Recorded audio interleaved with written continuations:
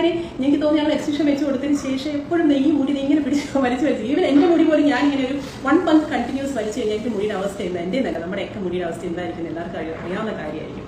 അപ്പം ഞാൻ ചോദിക്കുന്നത് എനിക്ക് ഈ വീഡിയോ ഞാൻ ചെയ്തതിന് റീസൺ എന്ന് വെച്ചാൽ ഇപ്പോൾ രേണു സുധിയുടെ മുടി പോയി എന്ന് അവർ പറഞ്ഞിട്ട് ഞാൻ ആ വീഡിയോ എടുത്ത് ഞാൻ ബിഗ് ബോസ് കാണാത്ത ഒരാളാണ്.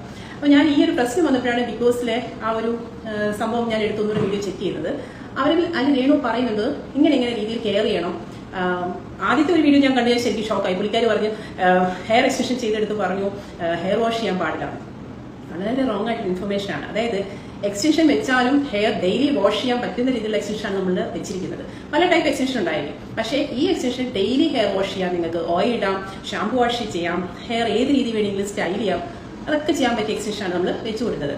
അപ്പോൾ ഹെയർ വാഷ് ചെയ്യില്ല എന്ന് ഞങ്ങൾക്ക് എനിക്ക് തോന്നുന്നു എക്സ്റ്റൻഷൻ ചെയ്യാൻ വന്ന സമയത്ത് തന്നെ അവർ ഇൻഫോം ചെയ്തിട്ടുണ്ടായിരുന്നു. അതായത് 5 days ഒരു പ്രാവശ്യം തന്നെ ഹെയർ വാഷ് ചെയ്യുള്ളൂ. പക്ഷെ ഞങ്ങൾ അന്ന് പറഞ്ഞിരുന്നു അത് പറ്റില്ല, നിങ്ങൾ ഡെയിലി ഹെയർ വാഷ് ചെയ്യണം, ക്ലെൻസ് ചെയ്യണം. ഇതൊന്നും ശ്രദ്ധിക്കാത്ത ഒരാളുടെ തലയിൽ ഞാനിപ്പോൾ ആ വീഡിയോയിൽ ശ്രദ്ധിച്ചത് ഒരു ഹെയർ ഊരിപ്പോകുന്നല്ല പറഞ്ഞത്. അതായത് ബ്ലാക്ക് കളറിൽ എന്തോ ഒരു സാധനം ഡസ്റ്റ് പോലെ പൊടി പോലെ ഇങ്ങനെ താഴേക്ക് വരുന്നു. എനിക്ക് മനസ്സിലായത് പുള്ളിക്കാരുടെ തലയിൽ മുഴുവൻ ലൈസ് ആയിട്ടുണ്ട്, പെയിനായിട്ടുണ്ട്.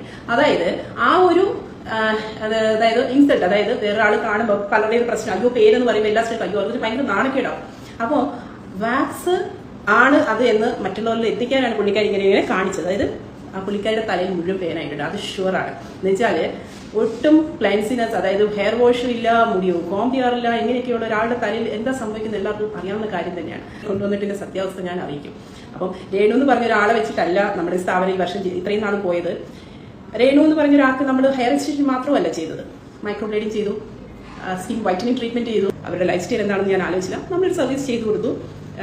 അവരൊരു മോശമായിട്ടൊന്നും ഞാൻ പറയുന്നില്ല, മോശമല്ല ശ്രീ, അവർക്ക് ഒരു അറിവില്ലായ്മയുണ്ട്, അവർക്ക് കുറേ വിവരക്കേടുകൾ അവരുടെ വാക്കുകളിൽ നിന്ന് വരുന്നത്, അത് മറ്റുള്ളവർക്ക് ചിലപ്പോൾ ദോഷമായി വരുന്നുണ്ടാവും.